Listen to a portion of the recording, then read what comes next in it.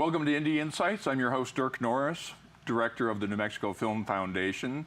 And Alex and Lauren are replacing projection rods or something, so we're going to take a break and speak with my guest, actor, writer, Ron Weisberg. Ron, thanks for being here. Thanks so much for having me. So acting is your forte, I guess, you could say.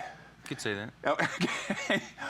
And you're currently working on a film, Money is King. Money is King, that's right. I'm actually the screenplay writer of it, and I have one of the parts in it. So do you have a preference to acting or screenwriting? Honestly, I mean, you know, acting is amazing. It's in the moment. You're having fun. It's like riding a wave, and writing is creating that wave. So for me, it's like part of the same thing. So I don't really know which one I like better. I love them both. Are you writing your own part? Unfortunately, I'm writing my own part. Okay. Well, I would think that would be kind of cool. You never want an actor writing their own parts. Okay. I don't know what they were thinking, but that is what's happening, yes. Right. And you've been not only in some of the independent films that are going on here in New Mexico, but some of the other films that have been brought here and some of the television shows that have been brought here. So what has that been? You've been on Manhattan? Yeah. And Breaking Bad? No, I wish. Okay. So what's Manhattan been like for you? Manhattan was awesome. The sets are just out of this world. Old school 40s, beautiful, like all the costuming, everyone is so professional, and the story is thrilling. I don't know if you've been watching it, but... Well, I have to admit, I don't have television, so I have to wait until it comes out on Netflix, and then I do binge watching, so I'll have to wait a little while. But I did hear, and I was a little surprised, but it makes sense that there were a lot of flashbacks that put the characters into World War I.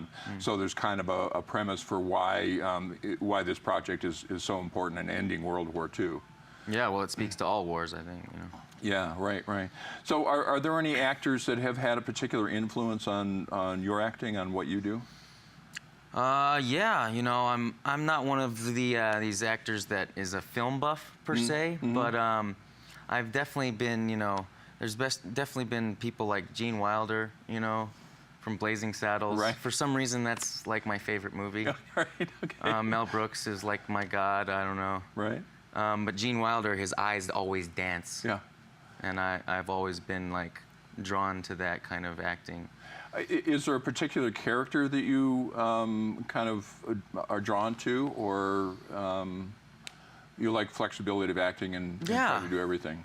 I think I'm drawn to crazy people. Smart people. Is crazy a stretch for you, or is that very comfortable for you?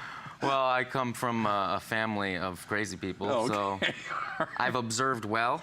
Right, okay. And I can recall quite easily. Right, okay. And I'm assuming, one of the things about acting in New Mexico, and something I hear is that it's hard to get good parts. Hollywood comes here and already has their A-listers, and so getting hired on some of that stuff is kind of tough. And I expect that you're always looking for a way to improve your craft and work at it. You do some teaching as well? Yeah. So talk about that a little bit. Well, I teach a class every Saturday with Chris Rainey here at UPublic Studios, actually. Okay. And we teach improvisation, and we teach script analysis based on beats and action and subtext. Just the basics of all acting, but you know, it's amazing how much teaching actually, you know, teaches myself. Right. And I learned so much just by, you know, obsessing over everything for the students, and it comes right back to me. So I'm constantly involved in the craft. It's awesome. And the people you're getting, are they really serious actors, or is it people that are looking to maybe do some background work and, you know, fit that in when they're, you know, not at work? No, these are people that are serious about getting speaking roles, that maybe they have been doing background and they're now wanting to take the next step and their craft and their career, and we teach 100% speaking roles, you know, being the lead role, how to listen. You know, it's really all about listening. Right. There's a documentary out called Casting By that looks at the casting directors and what they go through. And one of the points they bring up is the old studio system. They didn't have actors, they were more movie stars. So they were looking more at sellability of a face rather than, but you're not, that's not what you're advocating. No, what we teach is I don't care what you look like. Yeah. I care if you're honest. I care if you're telling the story that's written on the page, if you're going through the psychology of the character. Honestly, for me, acting isn't a pretty thing. I've been in parts where, you know, I'm playing like a psycho killer. I have to kill these little kids. And for Hunter's Game, it's now unforeseen. It was a pilot we did here in New Mexico. Yeah. And, you know, it's not a pretty thing to go to those places, but you have to tell the story. You have to take that part. Right, right. Ron, I really appreciate you being here today. Is there a website you want to tell people about? Do you have a website or how people can learn about the actings that you offer? Yeah, well, there's moneyisking.com for Money is King. Okay. And on Facebook, we have a little the teaching page. It's called The Open Actor. Okay. So you can just look up The Open Actor on Facebook. Terrific. Yeah. Thanks so much for being here. Thank you, Dirk. You've been listening to Indie Insights.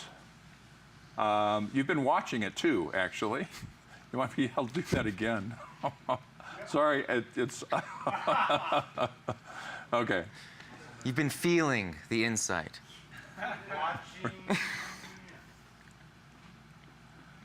You've been watching Indie Insights with my guest, Ron Weisberg. Lauren and Alex are back, and we're going to get back to the movie. Thanks for watching.